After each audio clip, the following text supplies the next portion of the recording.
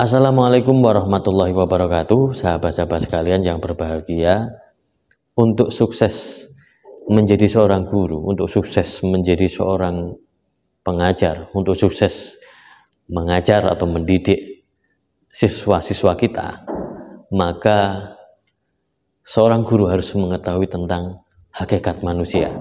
Karena yang dia ajar adalah manusia, maka dia harus memahami tentang manusia itu siapa, sehingga kita memiliki treatment yang tepat, kita memiliki cara yang tepat untuk mengajar manusia, karena manusia itu seperti ini. Nah, selama ini kita ini dididik, dilatih, didiklat, diberi seminar, itu soal teknis, tetapi tidak memahami tentang filosofi manusia, sehingga kita ini kerap kali salah treatment, ya, salah treatment terhadap anak didik kita. Kalau kita merujuk kepada Al-Quran, ada 3 istilah yang diberikan oleh Al-Quran terhadap manusia itu. Yang pertama adalah al-bashar, yang kedua adalah al-insan, dan yang ketiga adalah an-nas. Al-bashar, sebagaimana di dalam Al-Quran dikatakan, ana basarum mislukum ila wahyu yuha. Kata Nabi, aku itu sebagaimana manusia sekalian, kecuali yang membedakan adalah Nabi diberi wahyu. Al-bashar menunjukkan bahwa manusia itu jasmania, ya, bersifat jasmania.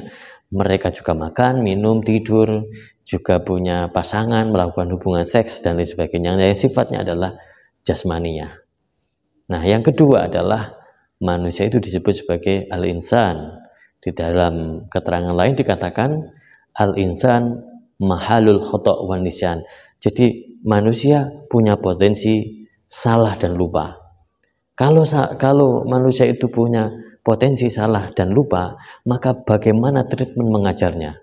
Ya, karena manusia itu sering lupa, bagaimana supaya tidak lupa? Nah, itu harusnya seorang guru itu memiliki treatment, memiliki cara supaya siswa kita itu tidak gampang lupa. Para ulama kemudian memberikan solusi, yakni sering-seringlah ilmu itu lunyu, ya, ilmu itu licin, maka ditangkaplah dengan menulisnya, mencatatnya. Nah, kemudian juga selain pelupa, juga sering melakukan sebuah kesalahan. Bagaimana kesalahan-kesalahan itu bisa diminimalisir? Ya, di dalam proses pembelajaran, ya, kita maklumi bahwa mereka itu adalah proses belajar, mungkin salah, tetapi bagaimana meminimalisir ini dengan metode apa, gitu kan, ya, sehingga kita bisa memahami. Di dalam ayat yang lain, innal insana khuliqa halu'a, sesungguhnya manusia itu diciptakan dalam keadaan berkeluh kesah, ya, berkeluh kesah. Manusia ini diberi panas juga mengeluh, diberi dingin juga mengeluh.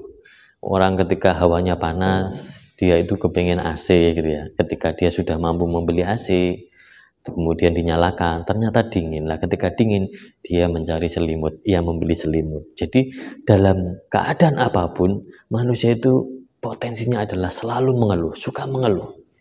Ketika lapar, dia mengeluh kelaparan, tetapi ketika dia kenyang, kekenyangan, dia juga mengeluh lagi. Dalam kondisi apapun dia itu mengeluh. Maka sebagai seorang guru, ketika berhadapan dengan murid yang suka berkeluh kesah ini, maka seorang guru harus memberi motivasi.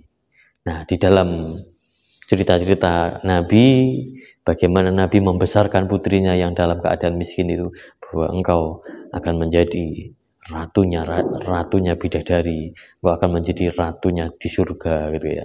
Itu adalah sebuah bentuk motivasi ketika orang itu potensi untuk mengeluh. Misalnya seorang istri yang banyak pekerjaannya, istri yang merawat anaknya, merawat suaminya, mencuci, masak dan sebagainya. Nah, banyak yang dilakukan oleh di dalam ajaran Islam itu, mereka dibesarkan bahwa mereka kelak akan menjadi ratunya bidadari. Ya, begitu. Jadi menghadapi siswa yang suka mengeluh, maka guru harus memberikan motivasi agar mereka ini bangkit dan tidak mengeluh lagi.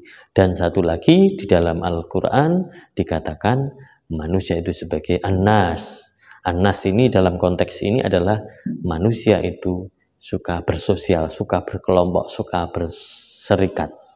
Jadi ketika kita mengajar anak didik kita, mereka punya komunitas-komunitas, mereka punya potensi, punya jiwa sosial yang tinggi. Nah, oleh karenanya bagaimana kita mendidik mereka dengan corak yang berbeda, dengan cara yang berbeda, mungkin dikelompokkan, belajar bekerja sama dan lain sebagainya.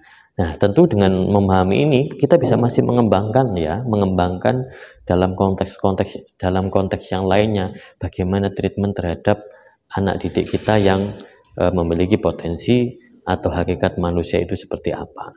Sekian, terima kasih, mudah-mudahan ada manfaat. Kita lanjutkan dalam pembahasan berikutnya. Sekian, assalamualaikum warahmatullahi wabarakatuh.